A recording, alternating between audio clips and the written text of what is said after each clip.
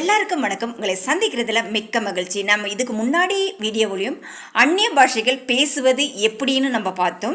மறுபடியும் இதே தான் நம்ம கண்டினியூ பண்ணுறோம். 1 கொரிந்தியர் 14ஆம் அதிகாரம் 13ஆம் வசனம். அந்தபடி அந்நிய பாஷையில் பேசுகிறவன் அதன் அர்த்தத்தையும் சொல்லத்தக்கதாக விண்ணப்பம் பண்ணக்கடவன். 1 கொரிந்தியர் 14ஆம் அதிகாரம் 15ஆம் வசனம். இப்படி இருக்க சொல்ல வேண்டியது என்ன? நான் ஆவியோடும் விண்ணப்பம் பண்ணுவேன், கருத்தோடும் விண்ணப்பம் பண்ணுவேன். நான் ஆவியோடும் பாடுவேன், கருத்தோடும் பாடுவேன். 1 கொரிந்தியர் 14ஆம் அதிகாரம் 23ஆம் வசனம்.